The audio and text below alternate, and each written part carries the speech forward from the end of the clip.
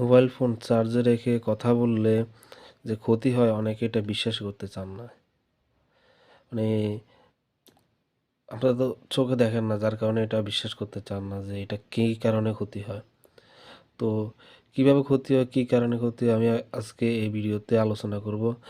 যারা এই বিষয়ে জানতে চান ভিডিওটি সম্পূর্ণ দেখুন।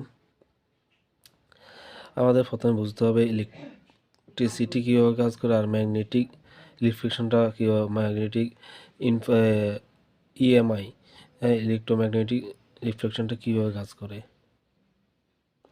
এখানে ধরেন যদি আমরা একটা চুম্বক সাথে তুলনা করি, চুম্বকটা কিন্তু ইলেকট্রিসিটিটা কিন্তু একসময় চুম্বক হয়ে যায়, যার কারণে আমাদের ফ্যান মোটর এইগুলো ঘুরে কিন্তু। হ্যাঁ, এই চৌম্বকীয় তরঙ্গগুলা কিছু কিছু পর্যায়ে অনেক ক্ষতিকর হয়ে যায় যখন এটা ফ্রিকোয়েন্সিটা বেড়ে যায়। রেডিও ফ্রিকোয়েন্সির মধ্যে আরএফ ওটাও কিন্তু অনেক ক্ষতিকর। এটা কিন্তু বিদ্যুৎ থেকে তৈরি হয়। ইএমআইও কিন্তু বিদ্যুৎ থেকে তৈরি হয়।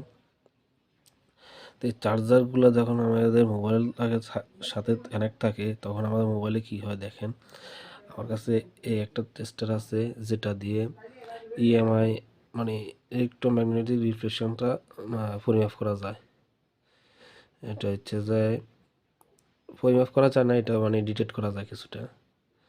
তো দাঁড়ান, এখন আমি যদি এটার সাথে কানেক্ট করি, দেখছেন কিছু হচ্ছে না, অথবা দূর রাখলেও কিছু হচ্ছে না।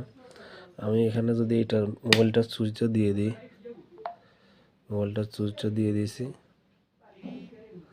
হ্যাঁ, এখন যদি আমি এটার কাছে টেস্টারটা নিয়ে, দেখছেন কাছে নেওয়ার সাথে সাথে এটা জ্বলতেছে।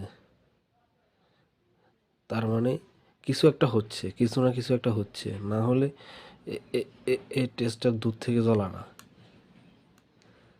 দেখছেন, এটা কিন্তু আমার অবস্থা আছে।